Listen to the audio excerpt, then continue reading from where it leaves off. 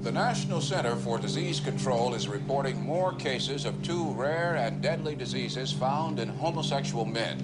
There is no apparent explanation for the outbreak. Obviously, this is an issue with great emotional fervor, but... How can we stay unemotional when people are dying every day from a disease the CDC has yet to name? For crying out loud, if the CDC won't name it, at least demand the press stop calling it GRID. Well, unfortunately, I have to take credit for coining the term GRID, which stood for gay-related immune deficiency. We were seeing a cluster of gay men who were suddenly critically ill of pneumocystis pneumonia, which was the indicator disease of something new, and reported our findings to the CDC. I was the chief of the STD division at the CDC at that time when the draft report of 5 cases of pneumocystis in gay men came across my desk for review. Shortly afterward, cases of a very rare cancer called Kaposi sarcoma were diagnosed in young gay men. My first reaction was, this is an extraordinarily important finding. Excuse me, I would like to remind everyone, I'd like to remind everyone that these are not regulations.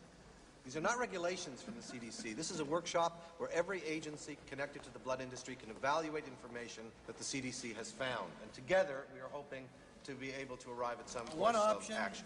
Is to establish guidelines to keep people who are at high risk from donating blood to begin with. Banning homosexuals from giving blood won't protect the blood supply. What it will do is stigmatize them.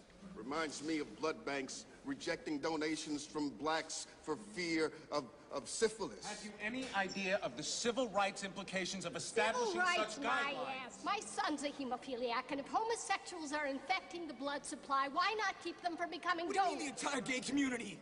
Then what? Separate drinking fountains? One for gays, one for humans? Don't start that gay rights crap with me. There are 20,000 hemophiliacs in this country, and GRID has become the second leading cause of death amongst them.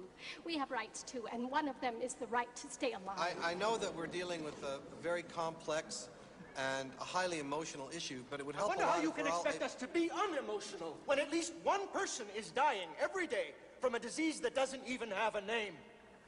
Now, if the CDC can't bother to come up with a name, at least it should stop the media from calling it GRID.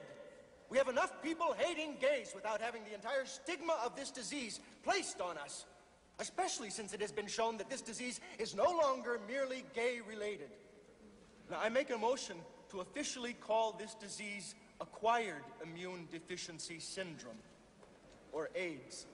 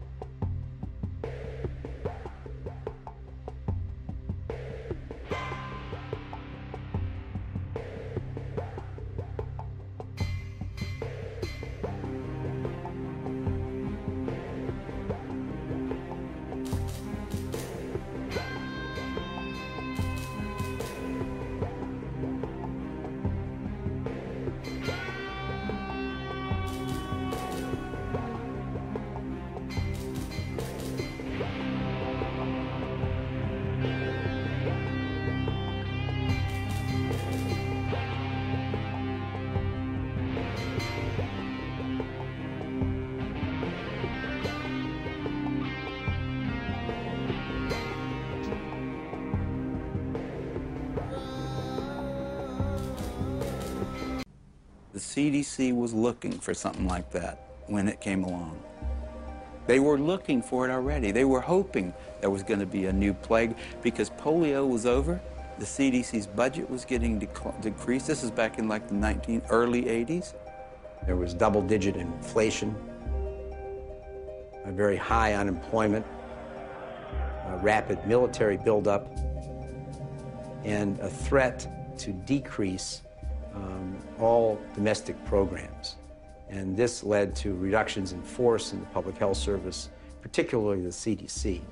The Center of Disease Control, CDC, in Atlanta was under threat for reduction and even theoretically for closure.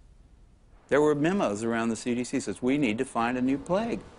For them to justify their expenses and their existence and make their careers, they have to find infectious diseases.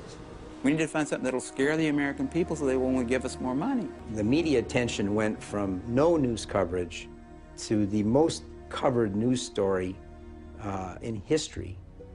People went from neglecting it to fear and panic. Maybe I can get it. All of a sudden, AIDS was a very fundable project, and I suppose the psychology they worked on was the fact that they thought, well, in Congress, essentially this is white, straight, heterosexual men who are the congressmen, and if they feel they can't fuck around without, being worried about AIDS, they're going to let the dollars out, and it worked. Suddenly, there was a lot of money available for anybody who wanted to study HIV, and nobody ever looked back and said, why do we want to study HIV? Bob Gallo said on television, causes AIDS. The evidence shows that this disease is not merely confined to the gay community. I motion to call the disease Acquired Immune Deficiency Syndrome, AIDS.